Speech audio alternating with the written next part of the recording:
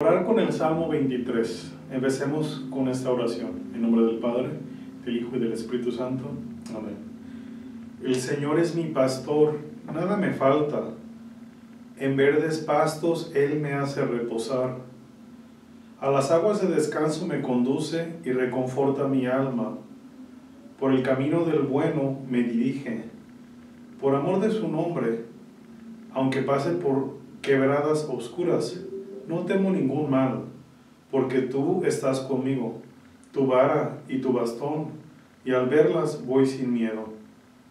La mesa has preparado para mí, frente a mis adversarios, con aceites, perfumas mi cabeza y rellenas mi copa.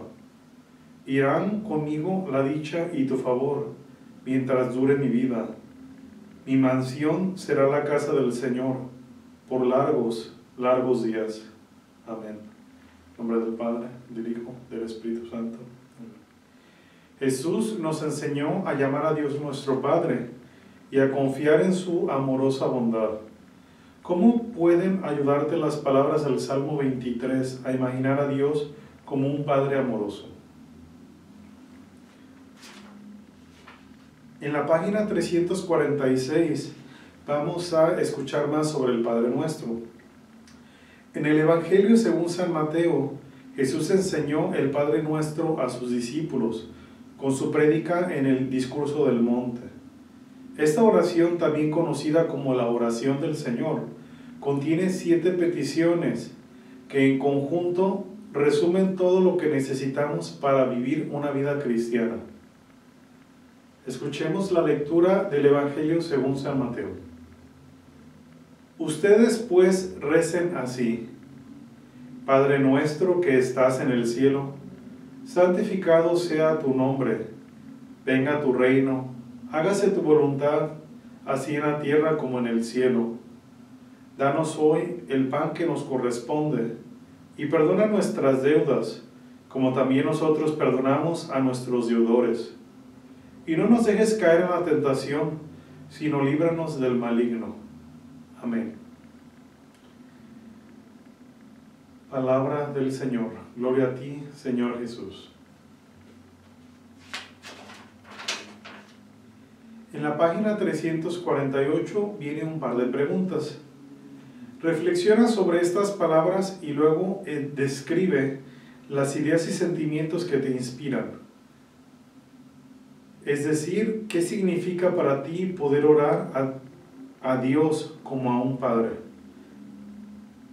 Se refiere a las palabras Padre nuestro que estás en el cielo. En el Padre nuestro oramos: perdona nuestras deudas como también nosotros perdonamos a nuestros deudores. O más comúnmente, perdona nuestras ofensas como también nosotros perdonamos a los que nos ofenden. Describe el significado de este versículo referido a cómo tratas a quienes son injustos contigo y cómo te gustaría que Dios te trate cuando tú eres injusto. Durante la misa, la lectura del Evangelio de Mateo, en el cual Jesús enseña al Padre Nuestro a sus discípulos, se lee en la misa ritual para la presentación del Padre Nuestro en el rito de la iniciación cristiana de adultos. En la página 350 vemos un poquito más a fondo sobre las peticiones del Padre Nuestro. Dice: cuando Jesús le enseñó a sus discípulos acerca de la oración durante el Discurso del Monte, explicó que al orar nos dirigimos a Dios como a un Padre. Jesús mismo, cuando se dirigía a Dios, lo llamaba con el nombre de Abba, que significa papá para el pueblo judío. En el Padre Nuestro, que también se llama oración del Señor, porque Jesús es el autor, comenzamos por llamar Padre a Dios. Santo Tomás de Aquino dijo que el Padre Nuestro era la más perfecta de las oraciones, y San Agustín la describió diciendo que contiene todo lo que hay en las Sagradas Escrituras. El Padre Nuestro es verdaderamente un resumen de todo el Evangelio, pues expresa todo lo que revelan las Sagradas Escrituras acerca de Dios y su plan de salvación. Las 7 peticiones incluidas en el Padre Nuestro contienen todo lo que necesitamos para vivir como cristianos. Si observamos cada una de las 7 peticiones, podemos entender por completo todo lo que abarca el Padre Nuestro. Las primeras 3 peticiones del Padre Nuestro se centran en Dios y le dan la gloria y el honor que le debemos a Él. Santificado sea tu nombre. Santificado significa honrar como santo. No somos nosotros quienes hacemos santo el nombre de Dios. Dios mismo es fuente de su propia santidad. Venga a nosotros su reino. Esta petición se refiere principalmente a la venida del reino de Dios, a la segunda venida de Cristo. Sin embargo, la Iglesia también es un signo del reino de Dios en la tierra.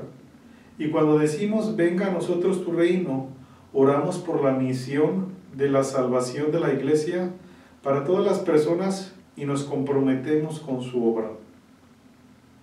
Hágase tu voluntad en la tierra como en el cielo.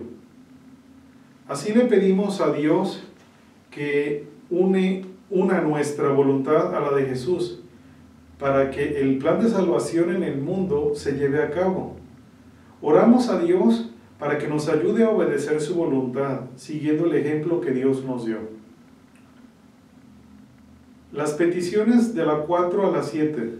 Estas se refieren a las necesidades humanas, necesidades del cuerpo y del alma, para nosotros mismos y para toda la familia humana.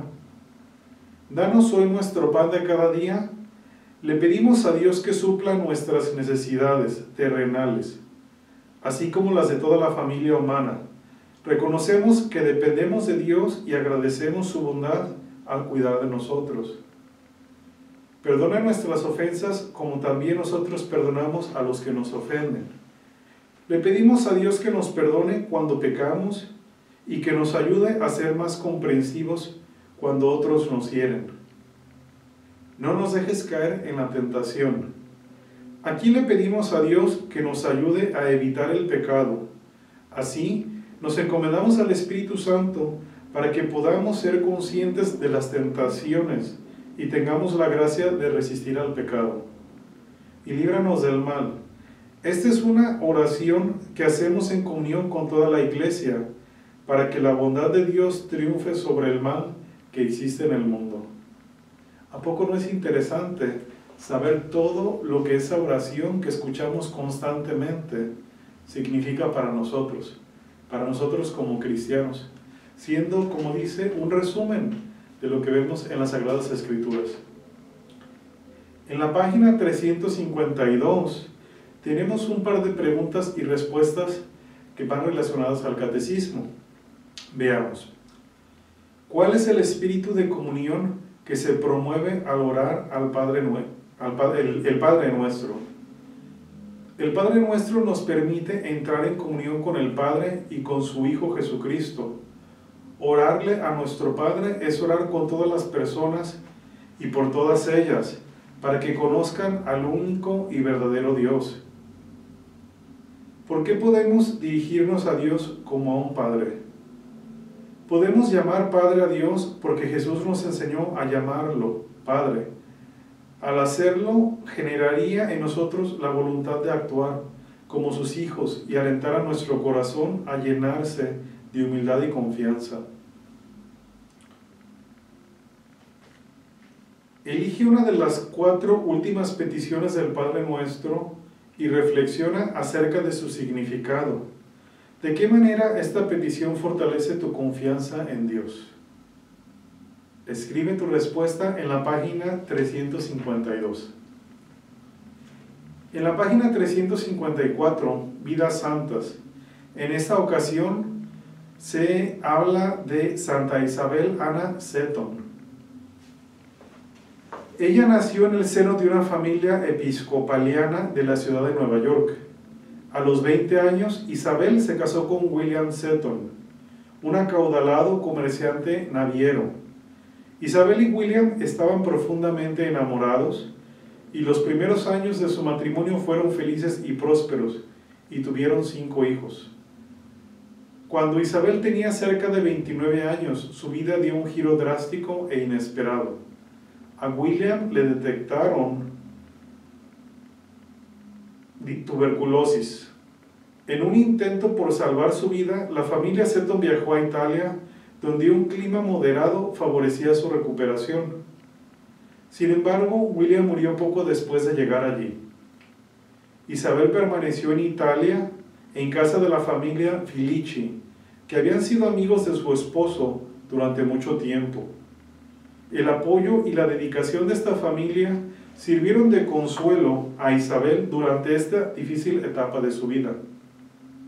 Ella se sintió profundamente conmovida por la fe católica de la familia y tuvo el deseo de aprender más sobre las oraciones y las prácticas del culto.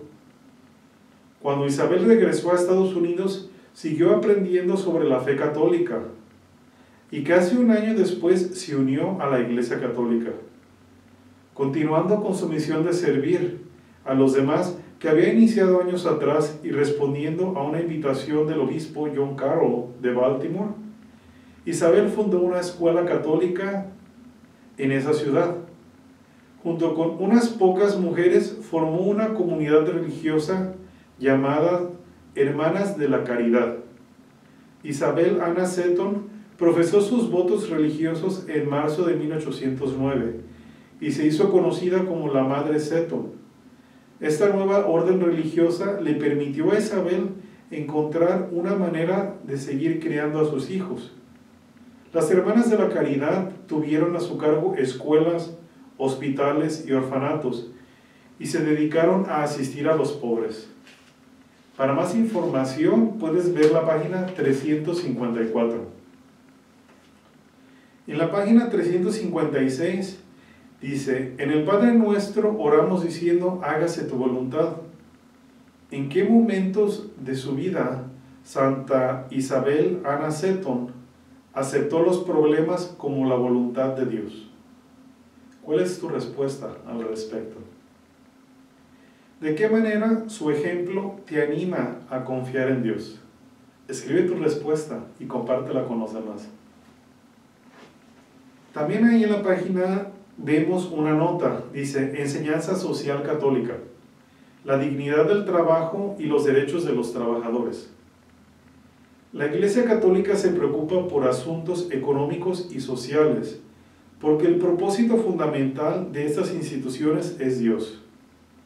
La Iglesia enseña que, con su trabajo, todas las personas participan en la obra de la creación y que todos los trabajadores tienen los siguientes derechos y deben defenderse. Derecho a tener un trabajo productivo, a un salario justo y a progresar económicamente.